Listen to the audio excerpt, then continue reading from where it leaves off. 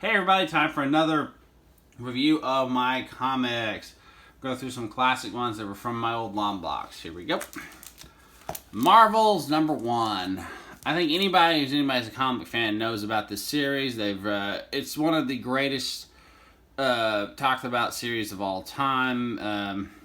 Marvel really tried to go for some interesting gimmicks. This particular one, Busiek and Alex Ross.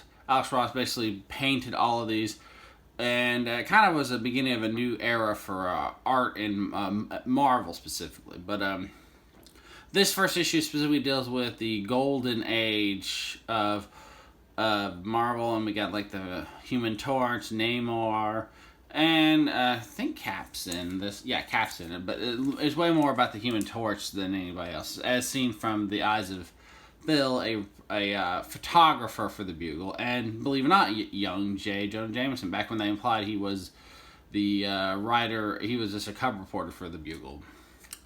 And it's a nice exploration into why, also how real world look at the Marvel Comics characters, and little extent of how really why J. Jonah Jameson's beefs with SpiderMan come from. Alright. Simpsons, comic #1, The Amazing Colossal Homer. Yeah, Bongo started in the early 90s.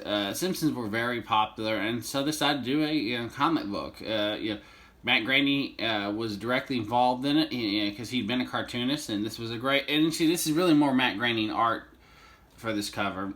I love how it's basically kind of a parody of the Fantastic Four #1.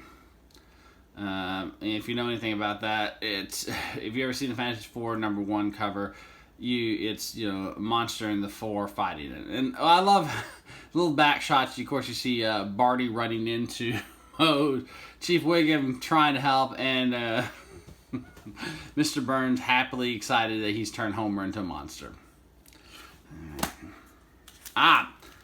Spectacular Spider-Man 200, another great Sal Buscema drawing.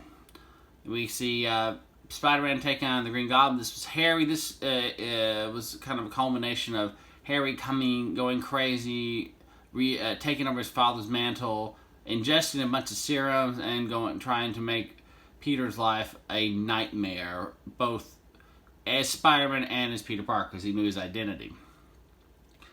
So points to the point that he kidnaps Mary Jane and takes her to the same spot that Gwen Stacy died. But he's not interested in killing her. He just wants to scare Peter and constantly remind, I can do this because I know everything about you. So pretty cruel stuff. Believe it or not, he actually saves everybody and dies from the poisoning from his father's secret formula, which was not really perfected right. And but it's later revealed he didn't die. Norman faked his death and they brought him back. Alright, here's a cool one. Fall of the Mutants. Uncanny X-Men 227. Now, the Fall of the Mutants was one of the first of what they call the yearly fall event for the X-Men. This was the Mutant Massacre year before, and Fall of the Mutants was the next year. We would then get Inferno, Extinction Agenda, and then later, a little bit later on, we got... we got Executioner Song, then some, and then they kind of started spreading them around. But back then they would have these events in the fall. Now this is what we call, if I remember right, is the end of the arc, and involves in which the X-Men have to go through the Seas Perilous to defeat the evil, I believe it's a demon that Forge actually had a beef with over the years. Forge thinks they all died, so he kind of...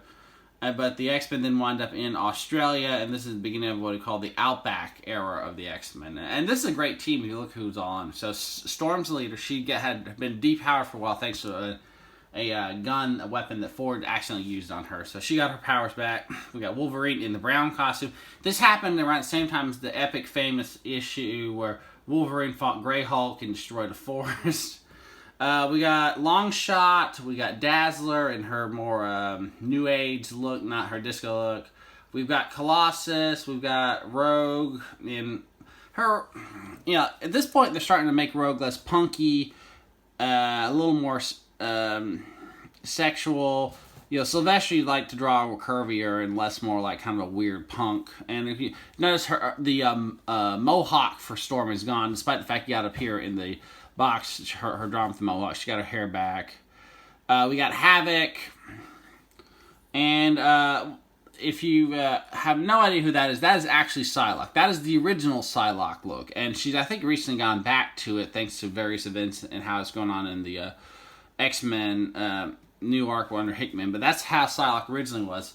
This is before she got turned into an Asian character with like samurai, with like ninja skills. This is the Brian Baddock's Elizabeth Braddock costume. And she put on more armor later on, but she was just a psychic then, not like some kind of ninja. But great art. Mark Silvestri did the artwork. You can see his great kind of use of line. And of course, Silvestri later left to go form Image as well. So, New Mutants. This is 75. Now, this is Magneto fighting the Black King. This issue happened right after a famous the Inferno event, which is the next year, which followed the Fall of the Mutants. And at the end of this, the end of Inferno, the mansion was destroyed, but the New Mutants weren't there.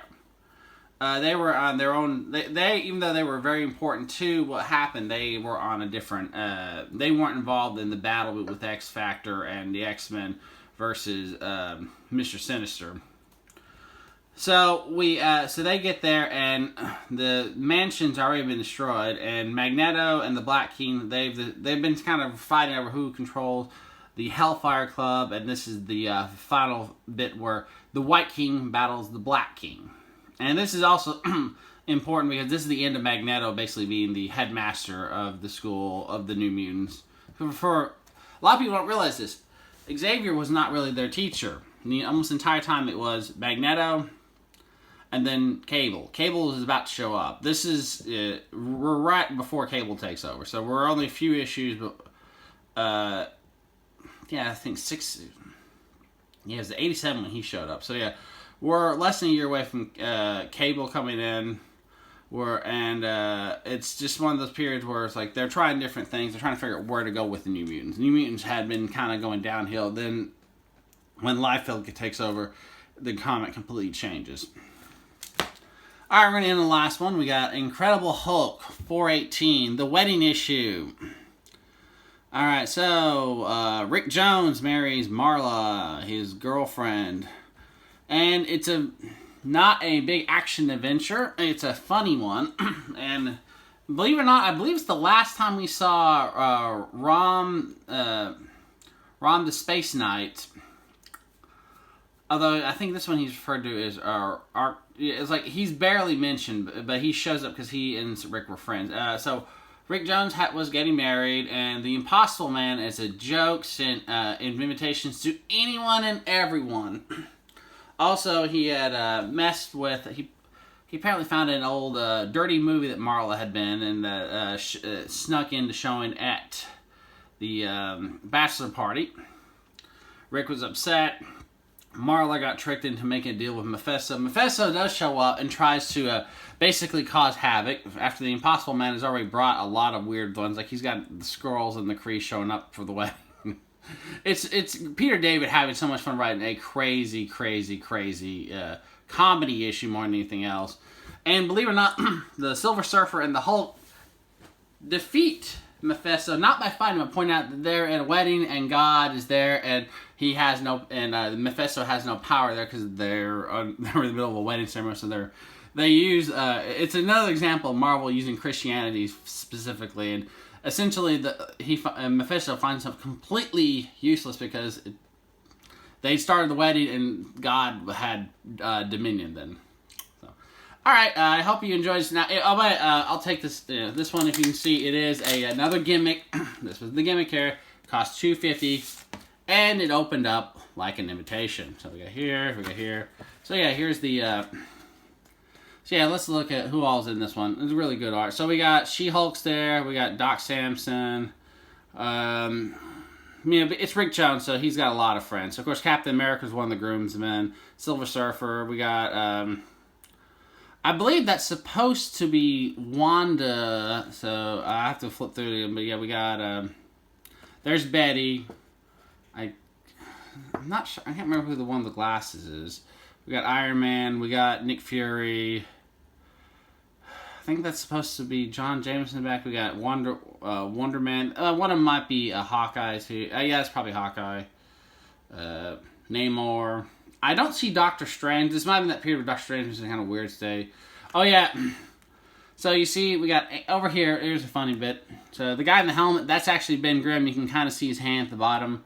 Because he'd been scarred badly in another issue, so he was wearing this helmet, and Ant-Man sitting on his shoulders. Fun issue. I'll flip to, since I already got to open up, I'll flip to, oh yeah, backside here. Yeah, here's all the trouble showing up. I'll flip to a couple of funny bits. Because remember I told you, I think this is the last time Rom shows up. Oh yeah. Let's see. Yeah, there's... Yeah, Cap's the only one who can help get a bow tie on. Let's see.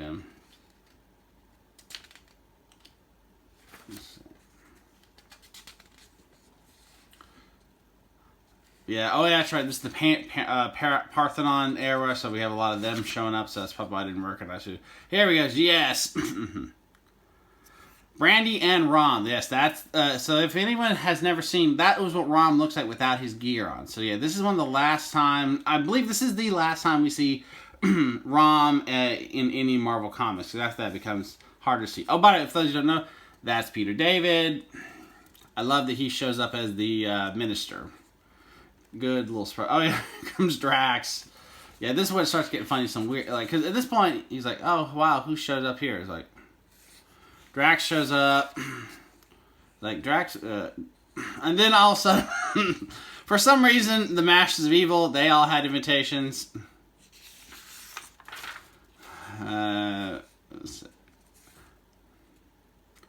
Kree and the Skrull show up. And, of course, the Silver Surfer's there to basically keep the peace. And then finally, Mephisto. So, yeah.